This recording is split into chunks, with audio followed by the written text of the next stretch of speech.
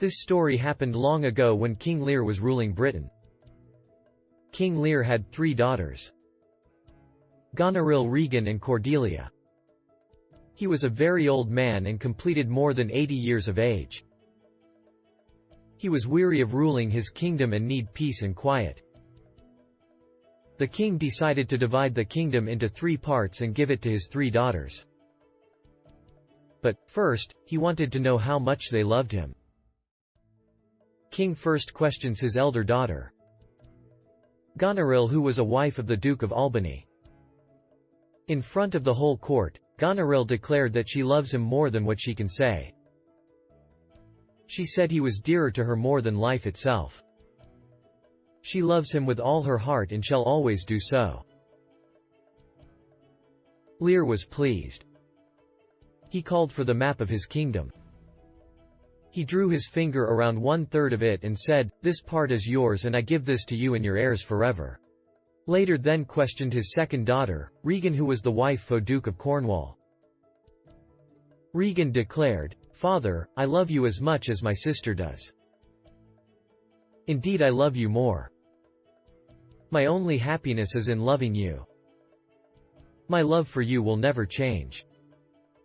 Regan's answer pleased the old king, and he gave it to her a 3rd kingdom also. It was then the turn of Cordelia to speak. She was Lear's youngest daughter. He was expecting her to speak even more lovingly than her sisters and had done. Cordelia, however, just stood there and said nothing. "Well," the king prompted her, "what can you say, Cordelia?" "Nothing," she replied. Her answers astonished the king. "Nothing will come of nothing," he told her sternly. Cordelia had been sickened by her sister's words. She knew that her sisters were deceitful and that their words were false. They had flattered their old father to get his land. She could not flatter or deceive. There was no deceit in her nature. Therefore she answered the king sincerely, saying, "You are my father. You have brought me up and taken care of me. I am grateful to you for that. In return, I obey you, love you, and honor you as a dutiful daughter should. But, I cannot say, like my sisters, that my love for you will never change. Nor can I give you all my love. When I marry, I shall give much of my love to my husband." When Lear heard this, he was wild with disappointment and anger. In this old age, he was easily deceived by flattering words. He believed his elder daughters and turned on Cordelia in fury. "Ungrateful, heartless child," he called her. "You are no longer my daughter. I disown you. Your share of my kingdom I give it to your sisters." Lear then summoned the Dukes of Albany and Cornwall, husbands of his elder daughters. He gave each of them 1/2 of his kingdom. He would keep for himself only the name of the king and 100 knights to attend him.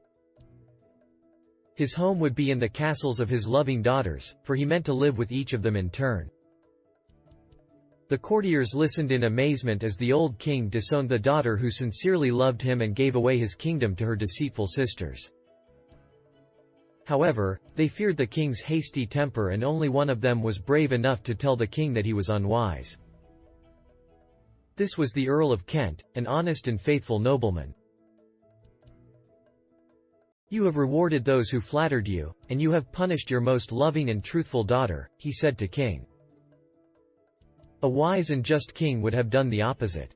These words made Lear very angry. He shouted furiously, "Kent, I banish you from my kingdom. You have 5 days to get ready to leave. If on the 6th day, you are still here, you shall be put to death. Go. Get out of my sight." Kent turned away sorrowfully. Sadly he said farewell to Cordelia, asking heavens to protect her. To her sisters he warningly, "Let your deeds show your love for your father.